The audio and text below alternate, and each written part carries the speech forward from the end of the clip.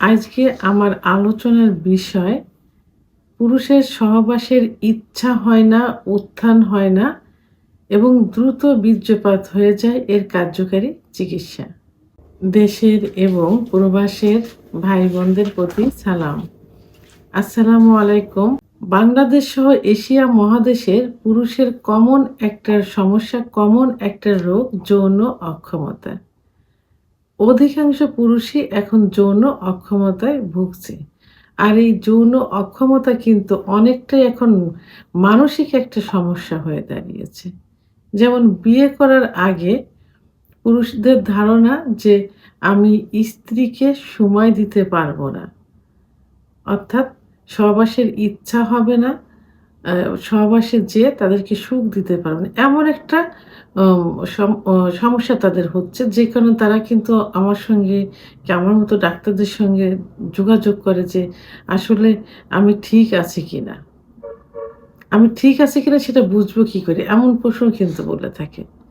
তো ঠিক আছে কিনা এটা ভাবার থেকে তার মনের ভিতর আনতে হবে যে আমি ঠিক আছি। আমার কোনো সমস্যা হবে না।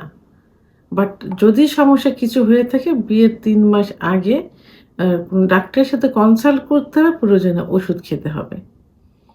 এবং বিয়ের পরে পুরুষের অ্যা আ অনেকে বলে থাকে যে বিয়ের শুরুর থেকেই আমার সহবাসের ইচ্ছা হয় না। আবার যবে ইচ্ছা হয় উত্থান হয় না অর্থাৎ লিঙ্গ দাঁড়ায় না। আবার দাঁড়ালেও কিছু সময় পর বীর্যপাত হওয়ার আগে স্ত্রী ফোরপ্লে করছে আমার লিঙ্গ নিস্তেজ হয়ে গেছে। অথবা সহবাসে যাব ঠিক সেই মুহূর্তে স্ত্রীর যোনি স্পর্শমাত্র বীর্যপাত হয়ে গেছে। অথবা ভিতরে ইন করছি বীর্যপাত না হয়ে এমনিতেই নিস্তেজ হয়ে গেছে। আবার অনেকে বলে থাকে যে ২-১ বার সঞ্চালন করার পর ৩০-৪০ সেকেন্ডের মধ্যে বীর্যপাত হয়ে গেছে। অর্থাৎ এরা চরম আকারে কিন্তু যৌন অক্ষমতায় ভুগছে। এরা সবসময় মানসিক একটা দুশ্চিন্তায় থাকে। স্ত্রীর সঙ্গে তাদের ভালো একটা সম্পর্ক থাকে না। স্ত্রীর কাছে সবসময় বকা গালিগালাজ শুনতে হয়, মনোমালিন্য হয় এবং স্ত্রী তাকে সবসময় আ অ অপমান করতে থাকে। এমনও আছে যে স্ত্রীরা বিষয়টাকে নিয়ে কিন্তু ব্ল্যাকমেইলও করে থাকে স্বামীকে। অর্থাৎ স্বামীর কাছে এটা আবদার করবে, ওটা আবদার করবে, না করে অভিমান করবে, একটা কজ দেখাবে, "তোমার এই সমস্যা, তুমি কি আমাকে কিছু দিতে পারো, সুখ দিতে পারো?" এইভাবে বিভিন্ন কজ দেখায় সংসারে অশান্তি লেগেই থাকে। আর এদিকে কি হয়? পুরুষ আ উম লজ্জায় মাথা নিচু করে থাকতে হয়। স্ত্রীর কাছে, সমাজে, বন্ধু মহলে। কারণ স্ত্রী বিষয়টাকে বিভিন্ন মহলে প্রচার করে থাকে। তার ফ্যামিলির কাছে, শ্বশুরবাড়ির ফ্যামিলির কাছে, বাবার বাড়ির ফ্যামিলির কাছে, বন্ধুর কাছে, সমাজে। তাই এখন এই সমস্যাটা পুরুষের মধ্যে সবথেকে বেশি হচ্ছে। তো এর জন্য পুরুষরা এর পরিত্রাণ চায়। ভালো একটা চিকিৎসা চেয়ে থাকে। তো এখন এর জন্য কি করতে হবে?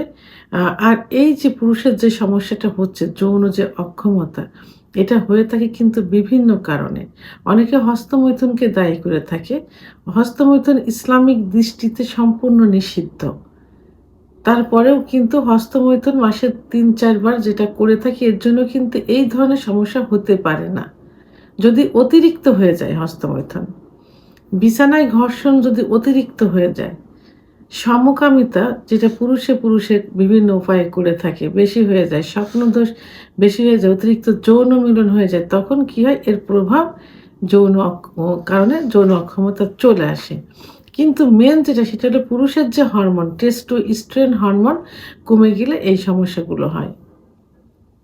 যৌন অক্ষমতা চলে আসে। তো এর জন্য কি করতে হবে? অবশ্যই টেস্টোস্টেরন হরমোন বাড়ানোর জন্য যে খাবার দুধ, ডিম, খেজুর, কাজু বাদাম এগুলো খেতে হবে এবং পর্নোগ্রাফি থেকে দূরে থাকতে হবে, হস্তমৈথুন বন্ধ করতে হবে। এই কারণগুলো নির্ণয় করে কারণগুলো থেকে দূরে সরে থাকতে হবে।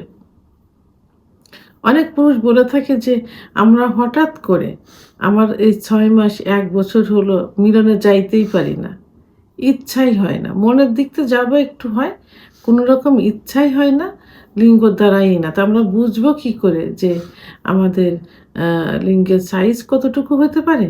অথবা বীর্য সাদা না কোন কালার অথবা পাতলা না, কারণ বিরজয়িত বেড, উত্থান হয় স্ত্রীর কাছে যাই না। আলাদা বেডে আমি থাকি এখন। অনেক কষ্ট নিয়ে পড়ে থাকি। তো এই রোগীদের জন্য আজকে আমি কার্যকারী ২ টা ওষুধ নিয়ে আলোচনা করব। ওষুধটি ইউনানি ওষুধ। খুবই ভালো কাজ করে থাকে। যারা একেবারে ধ্বজভঙ্গ হয়ে গেছে, যাদের ইচ্ছা হয় না, উত্থান হয় না, আ দ্রুত বীর্যপাত হয়ে যায়, ভোরের দিকে লিঙ্গ দাঁড়ায় না, তাদের জন্য এই ২ টা ওষুধ খুব ভালো কাজ করে থাকে। এটা ইউনানি ওষুধ। আমি আজকে ওষুধের জেনেটিক নাম বলব। বাজারে বিভিন্ন কোম্পানি বিভিন্ন নামে ছেড়েছে। আপনারা ভালো কোম্পানি দেখে ওষুধ ক্রয় করতে পারেন। যাদের যৌন অক্ষমতা, ইচ্ছা, উত্থান কোনো কিছুই নেই। তাদের জন্য খুব ভালো কাজ করবে। ১ম এ যেটি বলব সেটা হলো মুকাব্বি খাস। মুকাব্বি খাজ, ইউনানি ওষুধ, জেনেটিক নাম। মুকাব্বি খাজ। ওষুধটি প্রতিদিন ১ টা করে খেতে হবে। ওষুধটা আপনার সকালে অথবা রাত্রে বেছে নিবেন, ১ টা করে খেতে হবে। যাদের উচ্চ রক্তচাপ তারা ১ দিন পর, পর খেতে পারেন। ওষুধটি খাবার ১ ঘন্টা পর কুসুম গরম দুধ সহ সেবন করতে হবে। ওষুধ চলাকালীন অবস্থায় অবশ্যই ফল-মূল এগুলো একটু বেশি খেতে হবে। ১ মাস সেবন করতে হবে। দ্বিতীয় যে ওষুধটি বলবো এটা হাব্বে আম্বর মোমে আই। হাব্বে আম্বর মোমি আই। ওষুধটি সম্পর্কে পূর্বে আমি অনেকবার বলেছি। এই ওষুধটি কিন্তু দ্রুত বীর্যপাত রোধ করে এবং ইচ্ছাশক্তি বাড়িয়েছে। ওষুধটি একটু ধীরে, ধীরে কাজ করবে যেহেতু এটা অন টাইম না, চিকিৎসার জন্য। তো একটু ধীরে, ধীরে কাজ করবে কিন্তু স্থায়ী একটা চিকিৎসা হবে। এই ওষুধটি আপনারা আ সকালে সেবন করতে পারেন। অর্থাৎ ২ টা ওষুধ একসঙ্গে সেবন করবেন। যেকোনো একটা বেছে নিবেন। একটা সকালে, একটা রাত্রে। অবশ্যই ভাত খাবার ১ ঘন্টা পর কুসুম গরম দুধ সহ। যাদের উচ্চ রক্তচাপ রয়েছে তারা ওষুধটি কি করবেন? ১ দিন পর, পর সেবন করবেন। একদিন হাব্বে আম্বর মোমেয়াই খেলেন, পরদিন মুকাব্বি খাস খেলেন। অর্থাৎ একদিন একটা বাদ দিয়ে ১ দিন পর, পর। যাদের উচ্চ রক্তচাপ আছে আর যাদের কোনো সমস্যা নেই, মোটামুটি ভালো আছেন, তারা প্রতিদিন হাব্বে আম্বর মোমই একটা এবং মুকাব্বি খাজ একটা। খাবার ১ ঘন্টা পর কুসুম গরম দুধ সহ খেয়ে যাবেন। হাব্বে আম্বর মোমই খেতে হবে ১.৫ মাস, ৬ সপ্তাহ খেয়ে যাবেন। আর মুকাব্বি খাজ খেয়ে যাবেন ১ মাস। অবশ্যই আপনারা একজন চিকিৎসকের শরণাপন্ন হয়ে চিকিৎসকের পরামর্শ অনুযায়ী ওষুধ সেবন করবেন। ডায়াবেটিস, উচ্চ রক্তচাপ থাকলে অবশ্যই কন্ট্রোল রাখতে হবে। হার্টের এবং লিভারের সমস্যা থাকলে প্রপারলি ডাক্তারের চিকিৎসাধীন থাকতে হবে।